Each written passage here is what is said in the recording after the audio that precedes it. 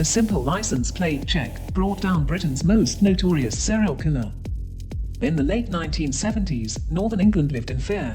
As women disappeared from the streets of Yorkshire, police struggled to catch a killer who seemed to strike at random. Despite the largest manhunt in British history, despite thousands of interviews and mountains of evidence, the murder remained elusive.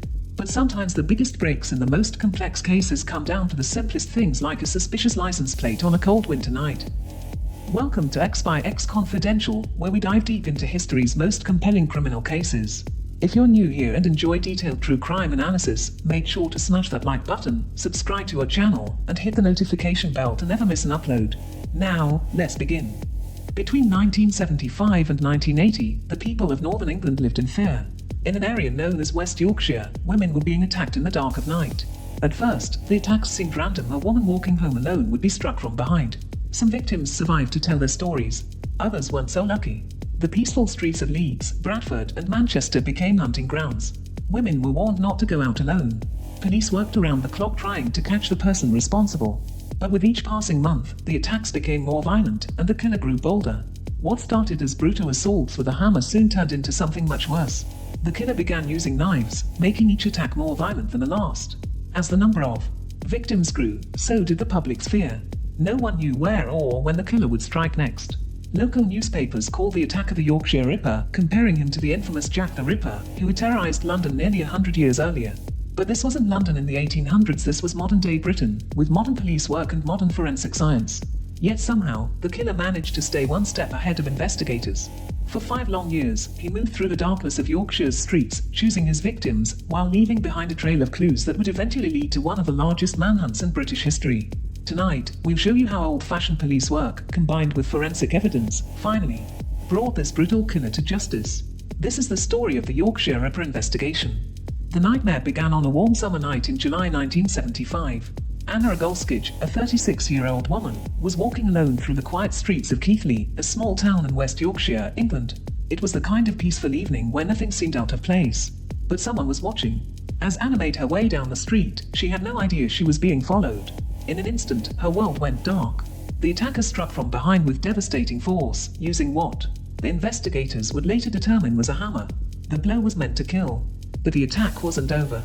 After Anna fell unconscious to the ground, the assailant pulled out a knife. With calculated precision, he began to slash at her stomach. This wasn't a robbery gone wrong, this was something far more sinister. Fate intervened when a neighbor heard suspicious sounds. The would-be killer, startled by the possibility of being discovered, fled into the night, leaving Anna bleeding on the pavement. Emergency responders found Anna barely clinging to life. She was rushed to Leeds General Infirmary, where doctors immediately performed emergency brain surgery. Dr. A. Hardy Killaley, the neurosurgeon who operated on her that night, would later tell investigators he wasn't sure she would survive. Against all odds, Anna lived. But the woman who woke up in the hospital was forever changed. The physical wounds would heal, but the psychological scars ran deeper. Anna would later tell Detective Superintendent Dick Holland, "I've been afraid to go out much because I feel people are staring and pointing at me. The whole thing is making my life a misery." At the time, police had no way of knowing this was just the beginning. Anna Agolskij was the first known victim of a serial attacker whose reign of terror was only just beginning. Her attack would establish a pattern that would become horrifyingly familiar to Yorkshire investigators over the next 5 years. The killer waited exactly 1 month before striking again. On August 15, 1975, as summer warmth lingered in the Yorkshire air, 46-year-old Olive Smelt was walking home in Halifax. The streets were quiet, too quiet. What happened next would reveal a chilling new detail about the attacker's method. Unlike the sudden assault on Anna Agolskij, this time the perpetrator tried something different. He approached Olive casually, like any friendly stranger might do. "Nice evening, isn't it?" he said, commenting on the weather. It seemed like an innocent conversation between two people passing on the street. Olive, having no reason to be suspicious, responded politely. The small talk continued for a few moments. Then, just as Olive began to walk away, everything changed. The friendly stranger became a brutal attacker. Just like in the Agolskij case, he used a hammer, striking Olive from behind with devastating force. As she lay defenseless on the ground, he pulled out a knife and slashed viciously at her lower back. Detective Superintendent Dick Holland would later note a crucial detail. Olive told investigators her attacker had a Yorkshire accent. This vital piece of information was inexplicably filed away, a mistake that would haunt the investigation for years to come. Olive Smelt survived the attack, but like Anna Agolskij before her, the trauma changed her life forever. She withdrew from society, haunted by the friendly conversation that had turned so violent. Every stranger on the street became a potential threat. For investigators, the pattern was becoming clear. 2 women, both attacked from behind with a hammer, both slashed with a knife, both left for dead. But the most disturbing realization was that the attacker was growing more sophisticated. He had learned to disarm his victims with friendly conversation before striking. The question now wasn't if he would attack again, but when. And would the next victim survive to tell their story? Just 12 days after the attack on Olive's Mount, the predator struck again. But this time, he chose an even more vulnerable target. Tracy Brown was only 14 years old, walking alone on a quiet country lane in Silsden, Yorkshire. The summer evening was drawing to a close, and Tracy was taking a familiar route she had walked many times before. She had no reason to fear the man who fell into step beside her. What followed was perhaps the most disturbing prelude to an attack yet. For nearly a mile, roughly 30 minutes, the man walked alongside young Tracy, engaging her in friendly conversation. He seemed charming, normal, safe. Tracy would later tell investigators something that sent chills through the department. "We had walked together for almost a mile. He was so pleasant, so ordinary. I never once felt intimidated or in danger." But the peaceful walk was a facade. As they continued down the country lane, the man suddenly turned violent. In a brutal explosion of violence, he struck Tracy's head with a hammer. Not once, not twice, but 5 separate times. Each blow was meant to kill. Only fate and lucky timing saved Tracy's life that night. The headlights of an approaching car suddenly illuminated the dark country lane. The attacker, not wanting to risk being seen, fled into the darkness, leaving his young victim bleeding but alive. Tracy Brown survived, but her story added disturbing new dimensions to the investigation. The attacker was now targeting teenagers. He was capable of maintaining a friendly conversation for extended periods. Most chillingly, he could appear so normal that even during a 30-minute walk, his victims sensed no danger. For investigators, the pattern was evolving into something even more terrifying. The killer was refining his technique, becoming more patient, more calculating. He was learning to gain his victims' trust before attacking. And he was growing bold enough to target children. But even more disturbing was what they didn't know. This was the last attack where the victim would survive. The next time the killer struck, he would complete his deadly mission. On October 30th, 1975, the pattern of attacks took a deadly turn. What had been a series of brutal assaults was about to become Yorkshire's most notorious murder investigation. Wilma Mary McCann was 28 years old, a mother of 4 young children living in the Scott Hall area of Leeds. Like many evenings before, she left her council house on Scott Hall Avenue at 7:30 p.m. Security cameras captured her walking past the Prince Philip playing fields. It would be the last time anyone saw her alive. In the crisp morning hours, children playing near the fields made a horrifying discovery. Wilma's body lay in the grass, bearing the now familiar signs of a hammer attack. But this time, the assailant hadn't fled when his victim fell unconscious. This time, he had continued striking until he was certain Wilma wouldn't survive. The crime scene told a story of unimaginable violence. Detective Chief Superintendent Dennis Hoban, the lead investigator, would later describe it as one of the most brutal attacks he had ever seen. The medical examiner documented repeated hammer blows to the back of Wilma's skull, each strike delivered with devastating force. Police launched what would become one of the largest manhunts in British history. 150 officers were assigned to the case. They conducted door-to-door inquiries throughout Leeds, interviewing an astounding 11,000 people.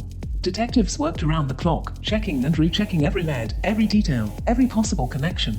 But despite their efforts, no clear suspect emerged. The killer had left behind no fingerprints, no weapon, no witnesses. Only the brutal signature of his attack connected it to the previous assaults. Back at Wilma's council house, 4 children waited for a mother who would never return home. Her oldest daughter, Sonia, just 12 years old, would now have to help care for her younger siblings. The psychological impact of the mother's murder would haunt the McCann children for decades to come. In fact, years later, this case would claim another victim when Sonia, unable to cope with the trauma of her mother's murder, would take her own life. For the people of Yorkshire, fear turned to terror. A violent attacker who had previously let his victims live had evolved into something far more dangerous, a killer who wouldn't stop until his victims were dead. The Yorkshire Ripper had found his deadly purpose, and he was far from finished. Less than 3 months after Wilma McCann's murder, the killer struck again. This time, he left behind crucial evidence that would eventually help bring him to justice. On January 20th, 1976, Emily Monica Jackson, a 42-year-old mother, found herself in desperate circumstances. Her family's roofing business was struggling financially. That evening, she drove her family's delivery van to the Gaiety pub on Roundhay Road in Leeds, hoping to earn money to support her children. At approximately 9 p.m, surveillance cameras captured Emily's van turning onto Enfield Terrace near the Manor Industrial Estate. What happened next would reveal a killer growing more violent, more confident, and more careless.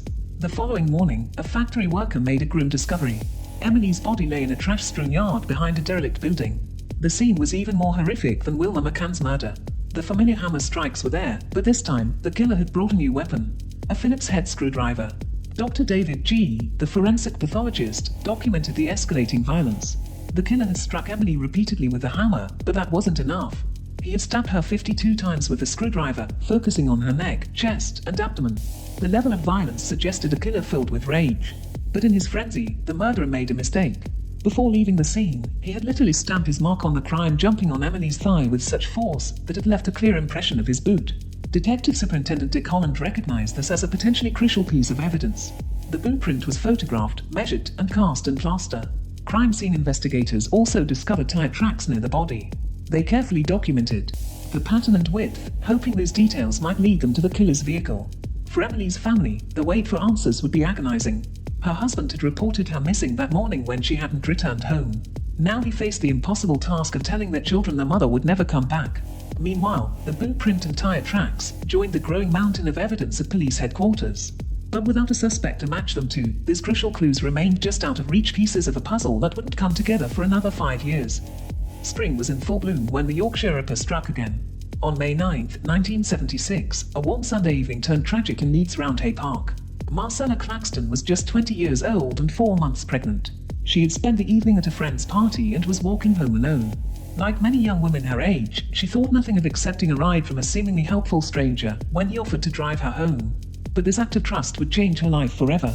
During the ride, Marcella asked the driver to stop so she could step out to relieve herself. It was then that the driver revealed his true intentions. In what was becoming a terrifyingly familiar pattern, he attacked her from behind with a hammer, striking her head with devastating force. Investigators would later note a crucial difference in this attack. Unlike his previous victims who were found in isolated locations, Marcella was left bleeding on a busy street. Perhaps the killer was growing bolder, or maybe he had made a mistake in his planning. Marcella was discovered by a passing motorist who immediately called for help. She was rushed to Leeds General Infirmary, where doctors fought to save both her and her unborn child. While Marcella survived after multiple brain surgeries, her baby did not. The physical recovery was just the beginning. Like the previous survivors, Marcella faced a long journey of emotional healing. She required extensive brain operations and would suffer from chronic depression and devastating blackouts for years to come. During her recovery, she told investigators, "Sometimes I wish I had died in the attack." But Marcella's survival provided police with valuable information. She described her attacker as a man with dark hair who spoke with a local Yorkshire accent, details that matched descriptions from previous survivors. What investigators didn't know was that this attack marked a turning point. The next time the killer struck, he would return to his deadlier pattern, leaving no survivors to describe him. As 1977 began, the Yorkshire Ripper's attacks grew more frequent and more brazen. The killer was no longer waiting months between murders. Now, he was striking with frightening regularity. On a cold February night in 1977, 28-year-old Irene Richardson found herself walking through the same Roundhay Park where Marcella Claxton had been attacked just months before. At 11:15 p.m., security cameras captured her leaving a rooming house on Copper Street. She told friends she was heading to Tiffany's, a popular pub in central Leeds. She never made it there. The following morning, a groundskeeper made a grim discovery. Irene's body lay in the park, bearing the now familiar signatures of the Yorkshire Ripper. She had been bludgeoned with a hammer and stabbed repeatedly in the neck and throat. But the killer had added a disturbing new element after she died. He had mutilated her body with a knife and carefully arranged her knee-length boots over her thighs, almost as if posing her. Police found tire tracks near Irene's body. They matched the pattern from the Emily Jackson crime scene, confirming what they feared: the same killer was responsible for both murders. But the Ripper wasn't finished. Just 2 months later, on April 23rd, he struck again. This time, he chose an even more daring location. Patricia Tina Atkinson Mitra was 32 years old. Unlike previous victims who were attacked in public places, Tina was murdered in her own Bradford apartment. According to witnesses, she had been seen earlier that evening in the Manningham area with a man who matched previous descriptions of the killer. The crime scene told a horrifying story. The killer had followed his signature pattern hammer blows to incapacitate his victim, followed by frenzied stabbing. This time, he had struck her 4 times in the head before stabbing her 6 times in the stomach. But once again, in his violence, the killer left behind crucial evidence. Crime scene investigators discovered a boot print on Tina's bedsheets. The print appeared to match the one found at Emily Jackson's murder scene. Detective Superintendent Jim Hobson knew these murders were connected. Not only were the attack patterns identical, but now they had physical evidence linking at least 2 of the crimes. But despite having the killer's shoe size and tire tracks, they were no closer to identifying him. Spring was turning to summer, and the Yorkshire Ripper was becoming more confident with each attack. His next victim would shock the region and change the entire course of the investigation. By mid-1977, the Yorkshire Ripper's attacks had become a terrifying drumbeat of violence across northern England. As summer faded into autumn, the killer's pace quickened and his violence intensified. In July 1977, 43-year-old Maureen Long became his next target in Bradford. She had been leaving a nightclub when a man offered her a ride home. When she stepped out of the car, he struck her with his signature hammer. Found suffering from hypothermia, Long survived 9 weeks in the hospital. But her attacker had grown more careful. She couldn't identify the make of his car. Just months later, on October 1st, the killer travelled to Manchester. There he found 20-year-old Jean Jordan, a young mother of 2. Her body was discovered 9 days later by dairy worker Bruce Jones, partially buried in a wasteland behind Manchester's Southern Cemetery. The killer had returned to the scene days after the murder, searching frantically for something, a new £5 note he had given her that could be traced. In December, 25-year-old Marilyn Moore became another survivor. Attacked on Wasteland and Scott Hall, Leeds, she provided police with the clearest description yet. Her attacker had lost his balance while swinging the hammer, allowing her to escape. She described his car as a black sunbeam rapier, information that should have been crucial, but would be lost in the flood of Leeds. The new year brought no respite. In January 1978, 21-year-old Yvonne Pearson was discovered in Bradford, bludgeoned with a hammer and suffocated with horsehair from a discarded sofa. Before the month was out, 18-year-old Helen Ritker was killed in Huddersfield. For the first time, the killer sexually assaulted his victim. By May, 40-year-old Vera Millward, a mother of 7, was found murdered in Manchester. The pattern remained the same: hammer blows, followed by frenzied stabbing. But now the killer was crossing police jurisdictions, complicating the investigation. April 1979 brought the murder of 19-year-old Josephine Whitaker. The killer's violence was escalating. He stabbed her 21 times with a screwdriver. By September, he had claimed another victim, 20-year-old university student Barbara Leach in Bradford. Each crime scene told the same story: the hammer strikes, the savage stabbings, the carefully positioned bodies. The investigation was drowning in information. Detectives had interviewed thousands, collected countless pieces of evidence, and followed hundreds of leads. But somewhere in this mountain of data, they had missed crucial connections that could have led them to the Yorkshire Ripper. What they didn't realize was that they had already interviewed their killer multiple times, and he would strike again before they finally caught him. As 1977 wore on, the Yorkshire Ripper's attacks increased at an alarming rate. Each new victim added to the mounting pressure on police to catch the killer before he could strike again. In July, Maureen Long became one of the few to survive an encounter with the Ripper. Found barely alive in Bradford, she would tell police a now familiar story: a seemingly friendly stranger turning violent without warning. But the trauma of the attack left her memories fragmented, adding to investigators' frustration. 3 months later, on October 1st, Jean Jordan's murder would prove pivotal. Her body, found in Manchester, showed the killer was now willing to travel beyond Yorkshire for victims. Even more telling, he had returned to the crime scene days later, frantically searching through his victims' belongings. Detectives would later learn he was looking for a new £5 note he had given her, one that could be traced back to him.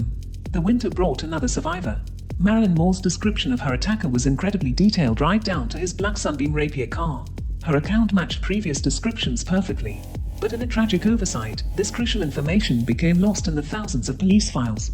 1978 began with the murder of Yvonne Pearson.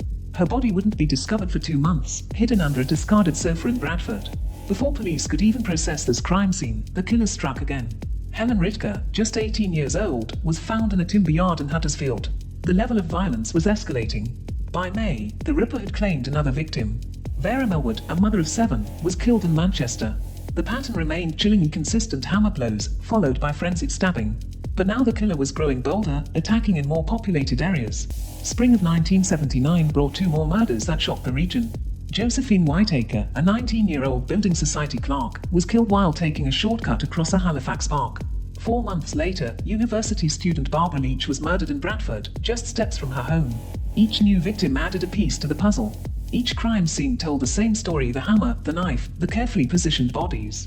But somehow, despite the clear pattern, despite survivor descriptions, despite physical evidence, the killer remained free. As 1980 drew to a close, the Yorkshire Ripper claimed his final victim. But on that cold November evening, 20-year-old Jacqueline Hill had no way of knowing she would become the last chapter in this 5-year reign of terror. Jacqueline was everything the killer's previous victims were not. A bright, promising student at Leeds University, she lived in the student residence halls in Headingley. Unlike many of the Ripper's targets, she was careful, always taking precautions, always aware of her surroundings. On November 17th, she followed her usual routine, catching the bus home from a meeting about helping disabled children. That evening, security cameras captured her getting off the bus unheedingly. It was just a short walk to her residence hall, a walk she had made countless times before. The streets were quiet. Somewhere in the darkness, the Yorkshire Ripper was waiting. What happened next showed a killer who had perfected his terrible craft. Like so many times before, he struck first with the hammer, delivering a devastating blow to Jacqueline's head. But this attack was different, more frenzied, more personal. After she fell, he dragged her body behind some bushes. There, he stripped away her clothes and stabbed her repeatedly in the chest and once through her eye with a screwdriver. When Jacqueline didn't return to her residence hall, her friends raised the alarm. The following morning, a groundskeeper discovered her body. But this time, something was different. This time, the killer had chosen a victim from a different world, a university student from a good family with a promising future. For the people of Yorkshire, this murder shattered any illusion of safety. If a careful, educated young woman could fall victim to the Ripper, no one was safe. The pressure on police to catch the killer reached a breaking point. What investigators didn't know was that Jacqueline Hill would be the Yorkshire Ripper's last victim. But her murder would set in motion a chain of events that would finally bring this 5-year manhunt to an end. The killer had made a crucial mistake. In choosing a victim so different from his usual targets, he had revealed something about himself. Something that would help lead to his capture just weeks later. After 5 years of terror, the Yorkshire Ripper's capture came down to a simple stroke of luck and sharp-eyed police work. It was January 2nd, 1981, just another cold winter night in Sheffield. Probationary Police Constable Robert Hides was conducting routine patrol in the Broomhill district when something caught his attention. A light-coloured Rover with an unusual license plate parked in the driveway of Light Trade's house on Melbourne Avenue. Inside the car sat a man with a 24-year-old woman named Olivia Rivers. To most officers, it might have looked like nothing more than a couple seeking privacy.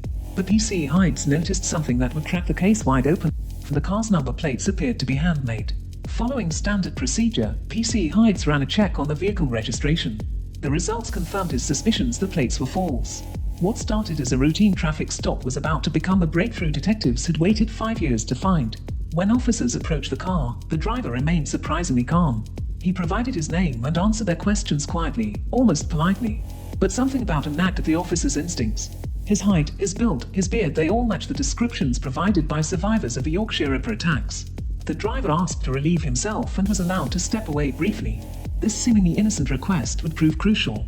Later, when Sergeant Robert Ring had a hunch to return to the scene, he discovered something chilling hidden behind an oil storage tank, a hammer and a knife, the Ripper's signature weapons. At the Dewsbury police station, the suspect was allowed another bathroom break. Again, he tried to hide evidence, this time stuffing a second knife into the toilet tank.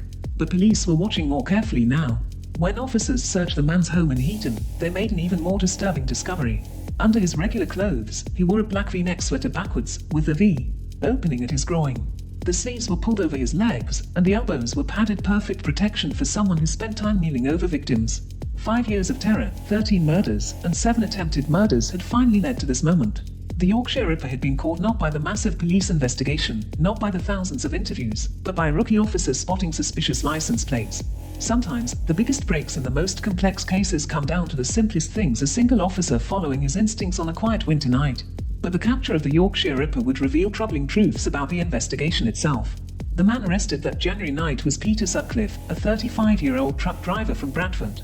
In a cruel twist of fate, investigators learned that Sutcliffe had been interviewed by police 9 different times during the 5-year investigation. Each time, they had let their killer slip through their fingers. The investigation's flaws were staggering. Critical evidence had been mishandled. Important witness statements had been ignored. A hoax tape recording, sent by someone claiming to be the Ripper, had led police to focus their search in the wrong area entirely. The kill they sought had been right in front of them all along.